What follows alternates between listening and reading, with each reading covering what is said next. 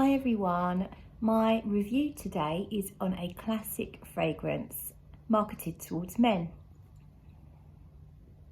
It's Le Male from Gaultier, and this is a vintage bottle. I'm not entirely sure of the age and exactly the details you want to be looking for when tracking down a vintage. I did my research when I bought my bottle, but that was quite a few years ago. There was some significance in it having the sticker on the bottom. There's definitely resources out there to find out about a vintage Le Male. I'm pretty sure Raiders of the Lost Scent have got a feature on it. Anyhow, this is apparently pre-reformulated and therefore a better performance, a better performing fragrance. Allegedly. I haven't done side-by-sides with current formulations, so I can only tell you about this. I've not heard people say there's much difference in the scent profile, more just the performance. But again, that's something that you can research and decide whether you need to find a vintage or whether you are happy to use the current available formulations in the shops.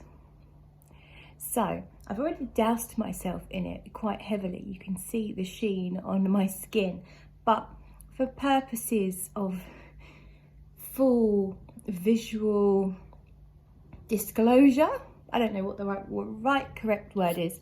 I'm gonna just spray a little bit more. Now I spray this almost like a body spray. I wear a lot because it's actually quite fresh. It's got neroli in it, which makes it really fresh. It is a bit of a sweet fragrance though, so it might be a little bit cloying for some people on a very hot day. Today's quite sunny, but also windy. I wouldn't call it a hot day, but it is a warm day. So I'm off out on my bike and I'll give you a little bit more on the fragrance in a short while. So back to my review of Le Male. I went on a lovely bike ride, but didn't feel the need to stop anywhere and give you an update. So here is my update from the comfort of my house.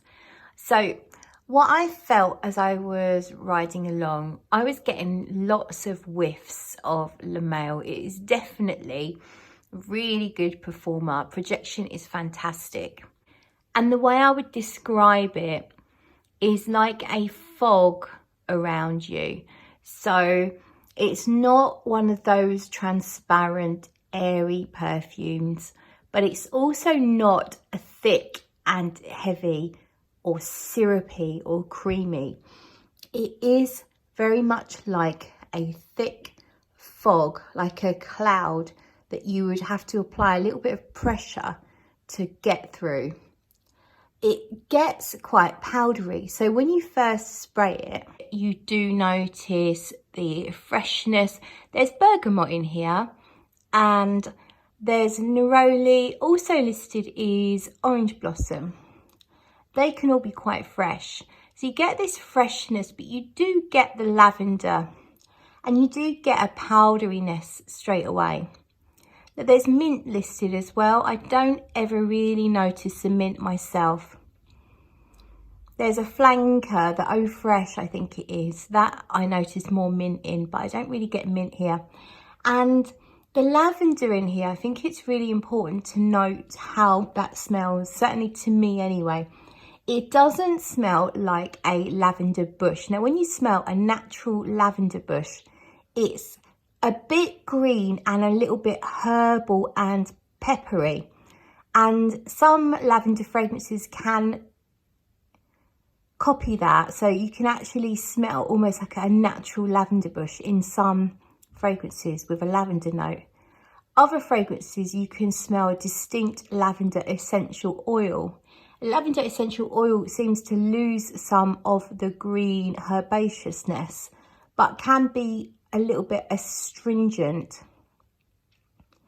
And this to me feels like the lavender is powdery and lacks the herbal pepperiness that lavender normally does. and it combines really nicely with the vanilla to give you this clean vanillic fog of powder around you. It's really quite interesting. The fragrance itself, I noticed, I wouldn't go so far as to call it linear, but it's also not one for changing very obviously. So when you first spray it, it's a little bit fresher and it's not quite as powdery as it gets. Then as you're wearing it, it gets really quite powdery. And then near the end, I say near the end, once you're a good few hours in, the powder does start to calm down and it becomes more ambery without ever going into full-on amber territory. But you do get that vanilla and tonka combination that can be considered ever so slightly ambery, not in an ambergris way, but in an amber accord, as in a sweet, almost resinous accord on your skin. This fragrance was created by Francis Kurkdjian when he was a very young man. It was in fact his very first success, his first commercial fragrance. And I think it's really important to know that and to note that Monsieur Kurkdjian is now the roaring success that he is. And look where he started. This fragrance has been selling well since 1995 and it's still popular and it's still loved by frag heads and non-frag heads. Everyday people love the way it smells. Is it still relevant in today's flooded market? I think so. I think it's a classic and everyone should at least experience it. The thing with this fragrance, the cons to owning and wearing Le Male, is that most people, particularly those over the age of 30, are going to have memories. They will have known some people, if not many people, that wore this back in the day, because it had its heyday when it was released, and certainly for a good 10 years it was extremely popular, worn by many people. So most people will have a memory of a partner, a boyfriend or friends or family that wore Le Male, particularly on a night out. Very popular as well amongst gay men, popular in the gay clubs. And I had a lodger going back a few years, and this was his signature scent and he absolutely loved it. He was a gay man as well, and he mentioned that it was very popular in the clubs that he would go in, and particularly sort of historically not so much as popular 3 years ago as it was sort of 5-10 years prior to that. I think it's something that can still be worn today, but you do have to understand that you may well evoke memories from people as you pass them. It's not as popular today. I don't smell it that often when I'm out and about. I did smell it way before lockdown. There was one man in a pub that was wearing it and I recognised it, and he confirmed that he was wearing it. But you don't smell it that often in this day and age. So I think it's safe to wear it and not be smelling like everyone else. But you do just have to accept that some people are going to have memories relating to Le Male. And that can be a good thing, but it could also be a bad thing. I think it's something that needs to be explored, tried, understood. It's one for the archives, if nothing else. It's one to have as a reference, even if you don't wear it, even if you just get a miniature, just to know and understand.